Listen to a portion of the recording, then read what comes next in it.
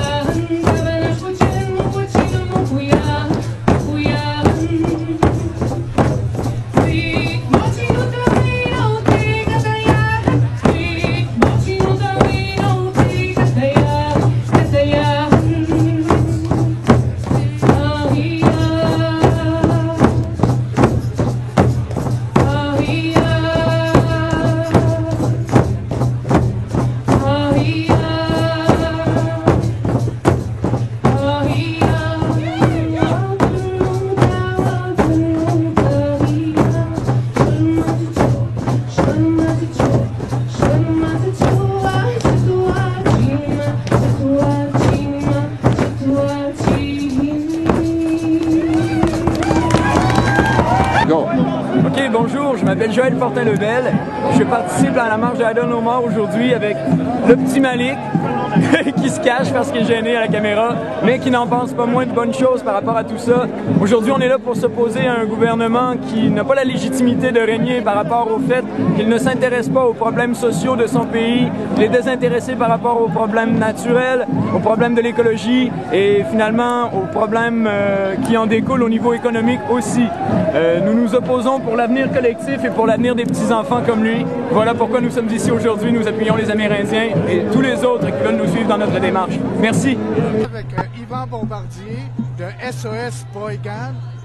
SOS Boy Gang, c'est quoi juste? C'est un mouvement qui est né du fait que la compagnie forestière résolue est en train de faire de la coupe à blanc dans le parc de la Vérandrie. Et il y a des familles qui habitent dans l'endroit même où ils sont en train de couper. Et ces familles-là vivent encore de la chasse, de la pêche et de la cueillette. C'est leur endroit où ils élèvent leurs enfants et ils sont là depuis des générations et des générations. Et le gouvernement fédéral octroie des permis pour qu'on aille couper les forêts là-bas.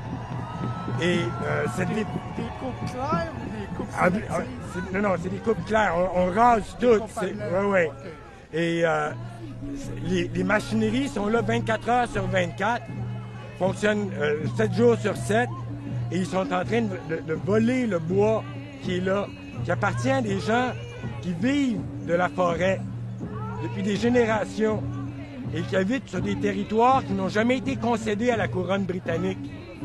Alors, ce qu'on fait là, c'est permettre à des grosses corporations de raser un territoire et de faire un génocide. On est en train de tuer le peuple qui habite là en allant chercher les ressources qui, pour eux, sont la source de vie. On vit des médecines qui sont dans la forêt. Ils vivent de la cueillette des petits fruits là-bas. Et pendant ce temps-là, les compagnies forestières n'ont aucun respect des êtres humains, des animaux, de la flore qui est là. Et après ça, on se vante, on fait de la plantation d'arbres, mais c'est de la monoculture.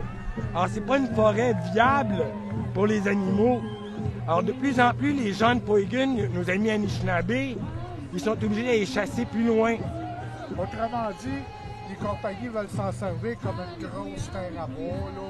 On fait pousser, on coupe, on fait pousser, on coupe. C'est de la culture. Alors qu'on oublie totalement le fait qu'il y a des peuples qui habitent là et qu'actuellement, le réchauffement climatique fait en sorte qu'on a absolument besoin qu'on entretienne la nature, qu'on arrête de miner.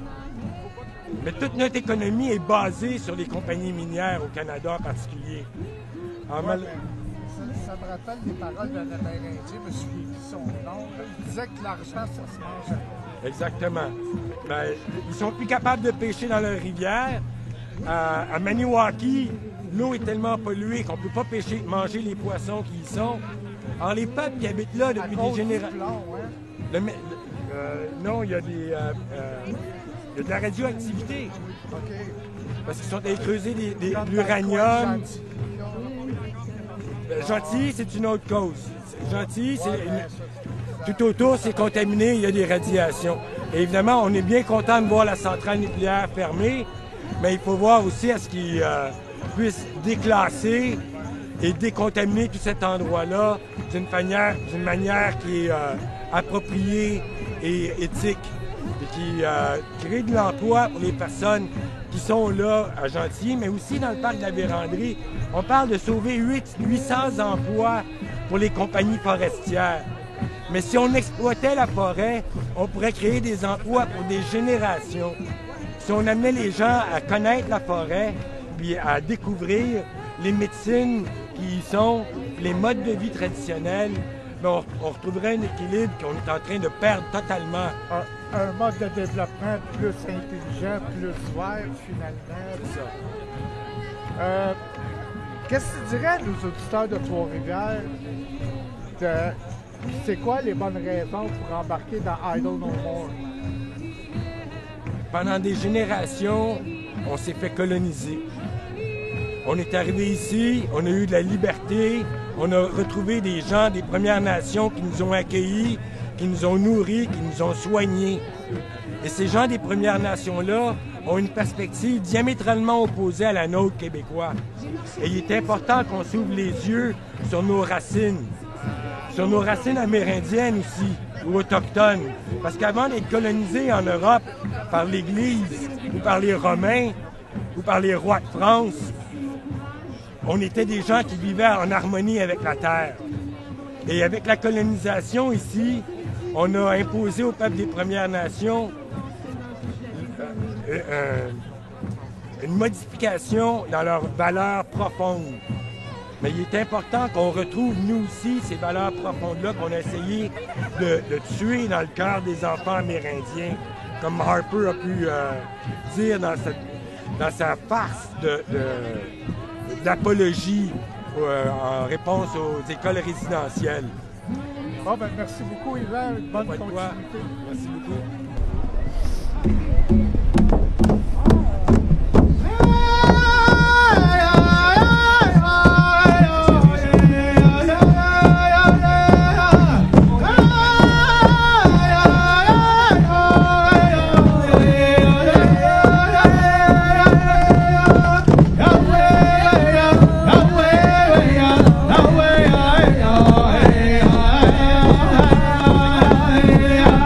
Hey,